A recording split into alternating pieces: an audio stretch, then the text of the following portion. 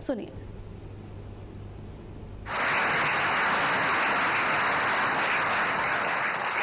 भाइयों बहनों, आज हमें श्री रामनाथ कोविंद जी की आत्मकथा के विमोचन का अवसर मिला है। मुझे खुशी है कि मुझे भी इस कार्यक्रम का हिस्सा बनने का सौभाग्य मिला है।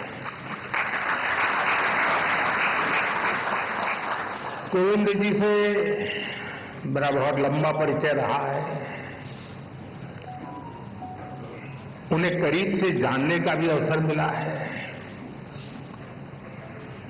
और राष्ट्रपति के रूप में उनका मार्गदर्शन और इस सब के साथ साथ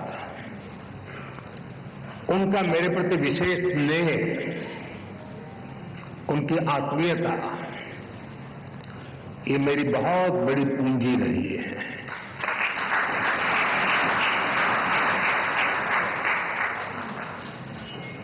मैंने उनके जीवन को जितना समझा है, उनकी कार्यक्षमताओं को जितना जाना है,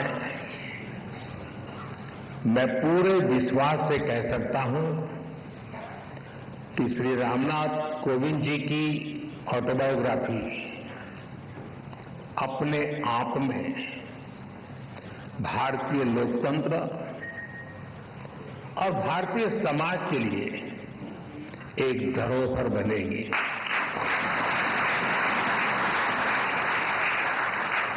कोविंद जी की जीवन यात्रा, समाज और राष्ट्र के लिए उनका योगदान,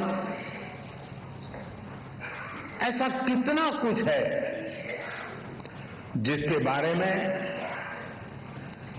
मैं विस्तार से बात कर सकता हूं, लेकिन बुक रिलीज में केवल कर्टन रेजर ही होना चाहिए। आप सब किताब का पूरा लाभ पढ़कर ही लें तो ही ज्यादा अच्छा है।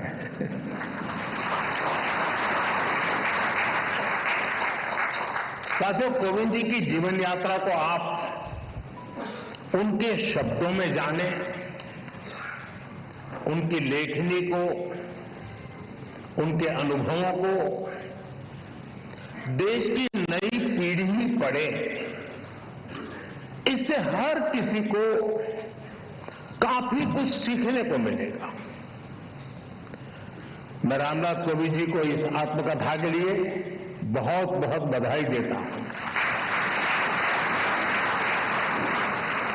साथियों, कोविंद जी ने अपनी इस पुस्तक को बहुत ही सटीक नाम दिया है, Triumph of the Indian Republic, my life my struggles. कहने का भाव ये कि जीवन और जीवन के संघर्ष उनके व्यक्तिगत है, लेकिन उन संघर्षों के परिणाम स्वरूप मिली जीत भारत के गणतंत्र की है, भारत के लोकतंत्र की है। साथियों, हम सब अक्सर अनुभव करते हैं कि इंसान का एक स्वभाव होता है, लोग अपनी सफलता का श्रेय खुद को देते हैं और जीवन की मुश्किलों के लिए, कठिनाइयों के लिए समाज को जिम्मेदार ठहराते हैं। लेकिन जब हृदय उदार हो, भारतीय संस्कार हो, तब व्यक्ति समाज की कमियां निकालने में समय नहीं गंवाता।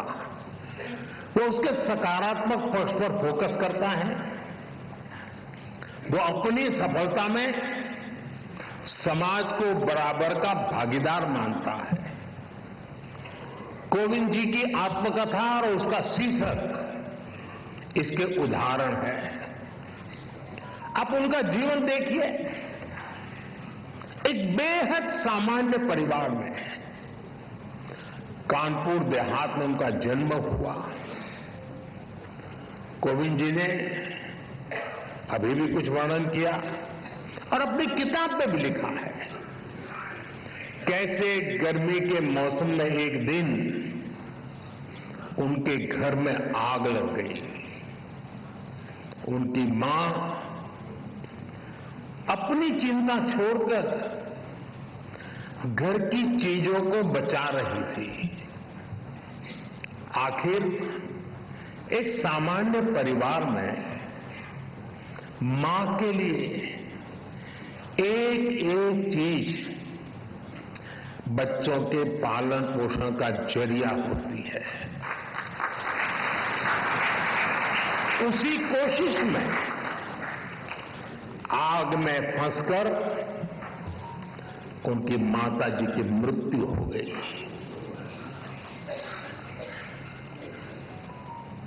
आप कल्पना कर सकते हैं छोटी सी उम्र में मैं इस तरह की घटना, मां को इस तरह खो देना, ये कितना दर्दनाक रहा होगा। मैं तो भाग्यशाली रहा हूं, मेरी मां 100 साल से भी अधिक जीवित रही और मुझे आशीर्वाद देती रही। उसके बावजूद भी आज भी मैं मां की कमी महसूस करता हूं। साथियों, उनके जीवन का एक ऐसा दर्दनाक घटनाक्रम था, कोई भी इसे टूट सकता था,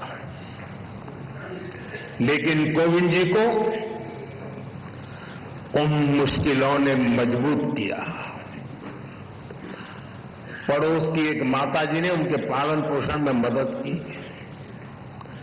इसे उन्होंने समाज की एकता और सौहार्द की ताकत को समझा। इस घटना के बाद कोविंद जी के जीवन में उनके पिता की भूमिका और बड़ी हो गई और जिस तरह से उन्होंने अपने परिवार को संभाला, बच्चों को संस्कार दिए, इसलिए कोविंद जी अपने पिता को अपना हीरो मानते हैं।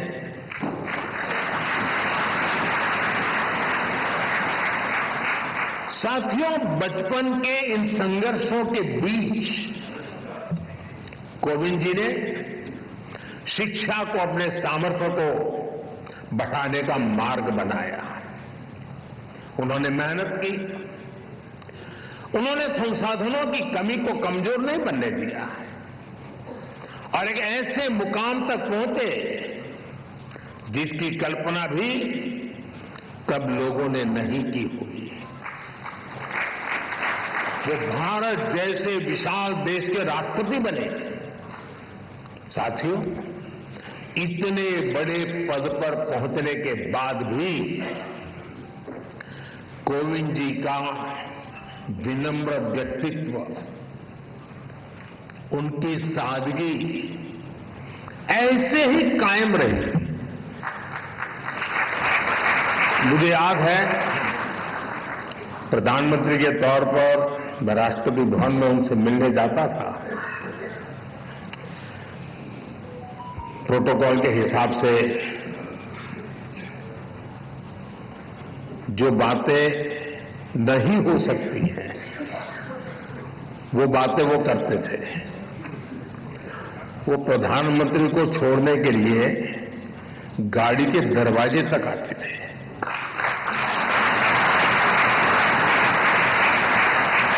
मैं शुरू में उनको प्रार्थना करता रहता था, प्लीज आप ऐसा मत कीजिए, लेकिन उन्होंने जीवन के आखिर तक अपनी उस विनम्रता को भी छोड़ा नहीं।